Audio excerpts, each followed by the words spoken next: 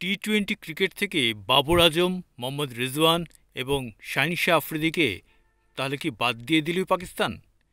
নিউজিল্যান্ডের বিরুদ্ধে খেলানো হয়নি বাবরদের, এবার বাংলাদেশের বিরুদ্ধেও রাখা হলো না তাদের। শাহিন নিউজিল্যান্ডের বিরুদ্ধে দলে থাকলেও তাকে বাংলাদেশের বিরুদ্ধে বাদ দেওয়া হয়েছে। আগামী বছর টি-20 বিশ্বকাপ রয়েছে, তার আগে পাকিস্তানের এই 3 ক্রিকেটারের দল থেকে বাদ পড়া ইঙ্গিতপূর্ণ বলেই মনে করা হচ্ছে। বাংলাদেশ দলের বিরুদ্ধে টি-20 সিরিজের দল ঘোষণা করেছে পাকিস্তান।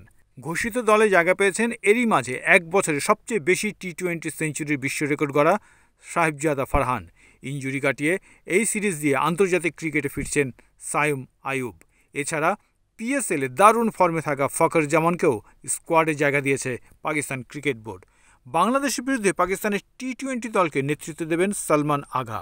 তার সহকারী হিসেবে থাকবেন সাদাব খান। বাবর, রিজওয়ান এবং শাহিন ছাড়াও দলে জায়গা হয়নি উসমান খান, মোহাম্মদ আব্বাস এবং সুফিয়ান মুকিমের। পাকিস্তানের বিপক্ষে বাংলাদেশের সিরিজ নিয়ে গেল সপ্তাহ ছিল ধোঁয়াশা, যদিও শেষ পর্যন্ত মাঠে গড়াচ্ছে টি-20 সিরিজ। মাঝে ভারত পাকিস্তানের সামরিক উত্তেজনার কারণে কমে গেছে 2 ম্যাচ। 5 ম্যাচের সিরিজ নেমে এসেছে 3-এ। সাদা বলের ক্রিকেটে পাকিস্তানের নতুন কোচ মাইক হেসন। বাংলাদেশ সিরিজের আগেই দলে যোগ দেবেন তিনি।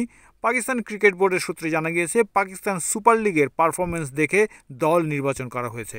বাংলাদেশের বিরুদ্ধে সব ম্যাচ হবে লাহোরের গাদ্দাফি স্টেডিয়ামে। পাকিস্তান দলে আছেন অধিনায়ক সালমান আগা, সাদেব খান সহ অধিনায়ক, আবরার আহমেদ, ফাহিম আশরাফ, ফখর জামান, হ্যারিস রৌফ, হাসান আলী, হাসান নওয়াজ, হুসেন তালাত, খুশদিল শাহ, মোহাম্মদ হ্যারিস, মোহাম্মদ ওয়াসিম জুনিয়র, মোহাম্মদ ইরফান খান, নাসিম শাহ, সাহেবজাদা ফারহান এবং সৈয়ম আইয়ুব।